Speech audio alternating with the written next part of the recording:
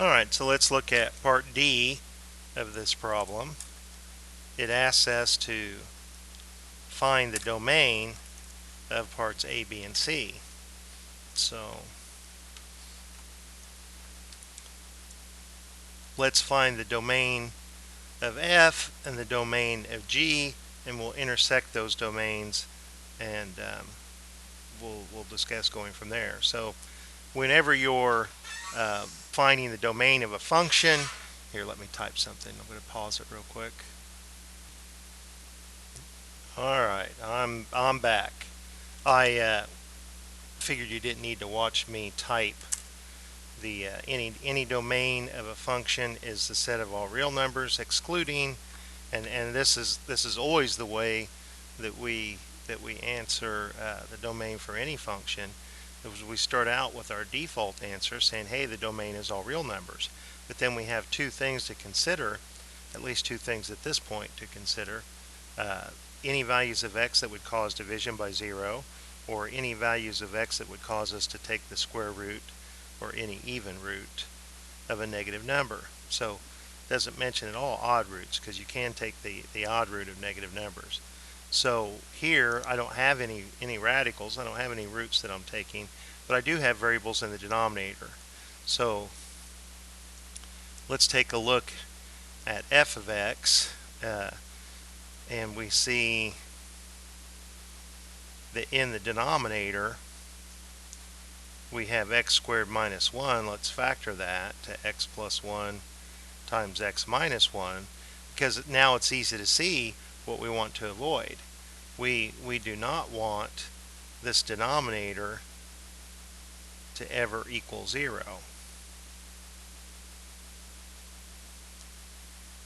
So we technically temporarily let it equal 0 just to find out what to avoid.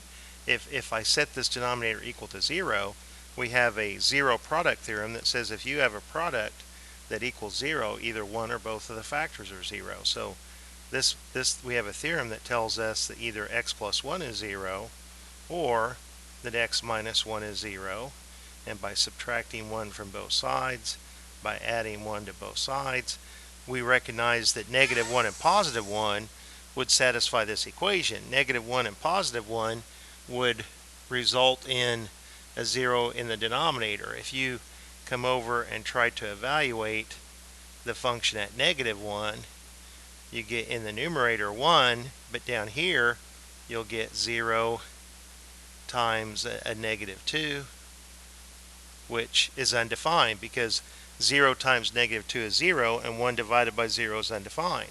So when someone says, what is negative 1 related to, we don't have an answer to that, because it's not defined. So therefore, we can't allow negative 1 to be in the domain, because a function takes every element in the domain and relates it to exactly one element in the range. If we don't have anything in the range to relate to it, then we throw it out of the domain. So for the same reasoning, we exclude positive 1, because it would result in division by 0. So the domain of this function, it may help people when most of the time they ask us to write it in interval notation, and if we are excluding the number negative 1 and positive 1, but everything else is allowed, because these other values, you would get a y value, it doesn't cause division by 0. So you want to describe this set of numbers, and using interval notation, when we have the arrows shaded, that's indicating that this is going off forever to the left and forever to the right. So we indicate that kind of abstract idea with some symbols that they refer to as infinity symbols. On the left it's negative, and on the right it's positive. So in this interval, we are from negative infinity to negative 1. We have an open parenthesis here because we're excluding that value. Since there's a break in our number line, we want to describe being in this interval or being in the other, and the union means that you're in one set or the other set. So We have this set of numbers, and then we have the set of numbers that are between -1 and +1, or the set of numbers that are larger than +1. So there is our domain of f, not of our answer yet, but the domain of f. So I just indicate D for domain, and I use a little subscript f to help me recognize that it's the domain for f. When we look at the domain of G, it's the same idea. We don't have to factor, but we can see that 1 minus 1 would cause us division by 0, so we want to avoid that. So if we write the domain for G, it's from -infinity to +1, or from 1 to infinity. Now, the idea of an intersection is that we have both of these sets at the same time, that an element in the intersection is an element in both sets. So let's draw a picture. Let's draw three number lines.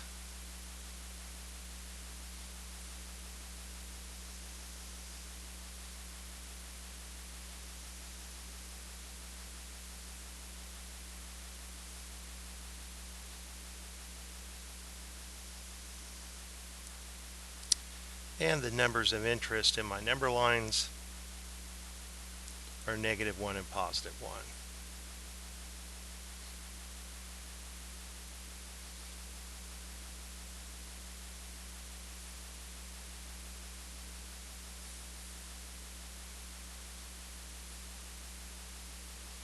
Alright, so we saw that in the domain of f,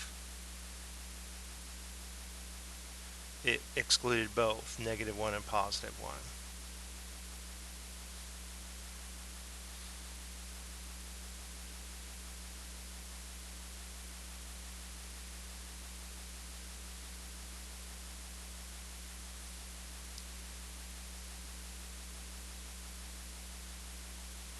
In the domain of G, we saw that you just exclude +1.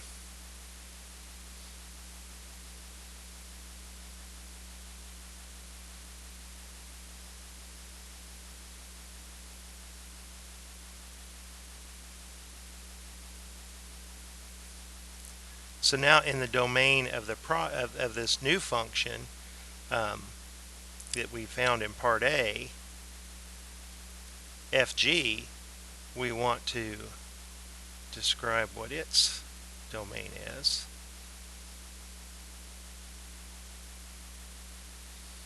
In the domain for this product, well, the number has to be in both sets. Is -1 shaded in both? It's not, so it won't be shaded in my answer. Is +1 shaded in both? No, so it won't be shaded in my answer.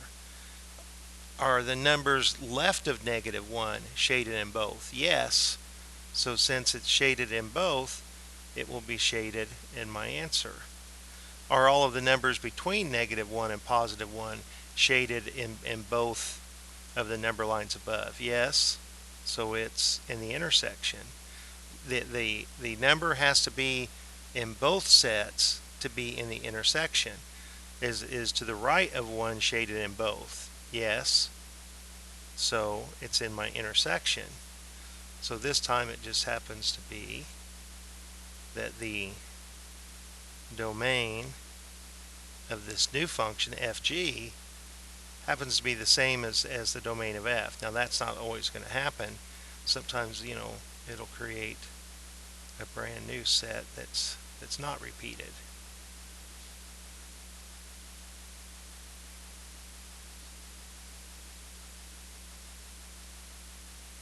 So there's the domain of the product fg. Now it wants the domain for all of them. Oops. So,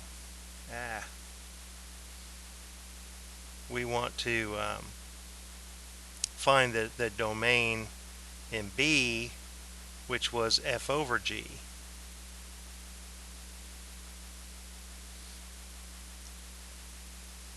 The domain of this f over g, it's similar to the idea of finding the domain of fg.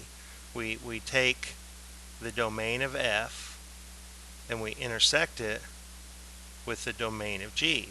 That's how we found the domain of the product fg.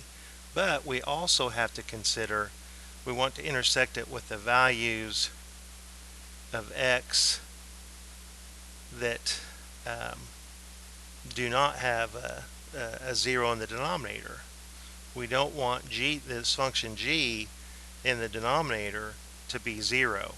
So let's take a look at this g of x and see if this additional part here, see, we didn't consider this when we found the domain of the product. This might add more constraints. It might restrict our domain. Let's take a look at what g of x was. G of x was x plus 1 over x minus 1.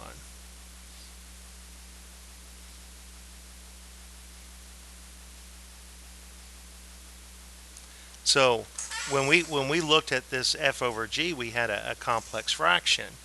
Let's recall what it looked like before we reduced it. F of x was 1 over x squared minus 1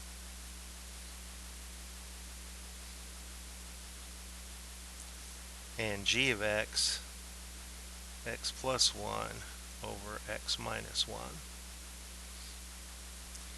So we know that when we're finding domains that you can't have division by 0. And I see that I have a denominator of x squared minus 1, and that I used that idea when I found the domain of f. I have a denominator here of x minus 1, and I used that idea when I found the domain of g. Now, we also, within this problem, have a third denominator to talk about, and that's this entire function g. It's in the denominator. So we need to make sure that x plus 1 over x minus 1 is never equal to 0. Now, if you have a fraction, a over b, if that fraction reduces to 0, I guarantee that it's because the numerator, b can never equal 0, because it would be undefined. So if you have a fraction that reduces to 0, it's because the numerator is 0.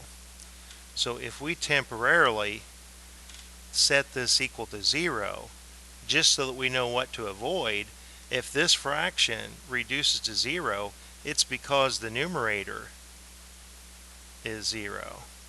So we cannot allow x to be negative 1, because then we would have 0 divided by negative 2, and 0 divided by negative 2 is 0. And then you would have this numerator divided by 0, which is undefined. So x equals negative 1 cannot be in the domain because it causes g to equal 0. But however, since we've already thrown out negative 1, we're going to get this same domain for f over g. But like I say, sometimes this will add a new restriction that is not covered by the domain of f and the domain of g, so we have to consider it.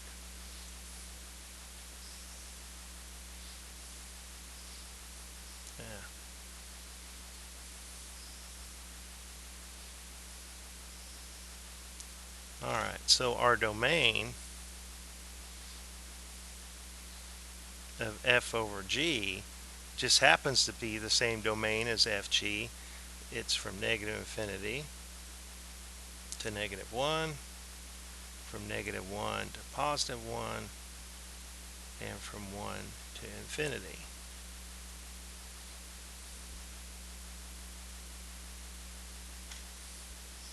So there's our answer for the domain for part B. Let's find the domain for part C. Now in part C it was G over F. Okay.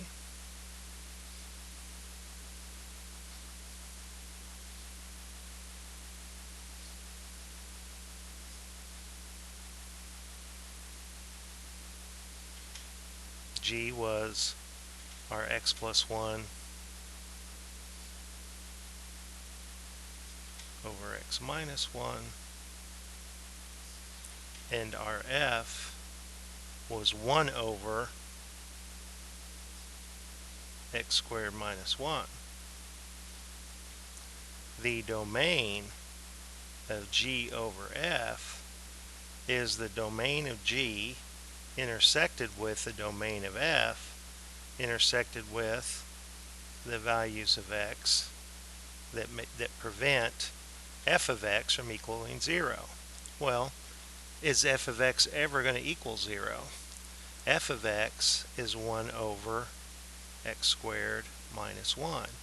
If we set that equal to 0, then we're saying that this fraction reduces to 0. We're saying that numerator is equal to 0, and that's false. 1 is not equal to 0. So this has no solution, this equation. So this function f of x will never equal 0. For any value of x that you plug in from its domain, it never reduces to 0. So it never adds any other constraints to our intersection. So we get the same answer that we have for the domain of f times g, the domain of the product, and the domain of the division. You know, g over f will not always have the same domain as f over g, but this time it does, and they all have the same domain. We'll see in other problems where it's a little more illustrative that it doesn't. So the domain of f over g is negative infinity to negative 1, negative 1 to positive 1, and 1 to infinity. Because I know that just because I've been out of memory that was the domain of f of g intersected with the domain of f. So this is our final answer for finding the domain of parts A, B, and C. Alright, so I hope that helps.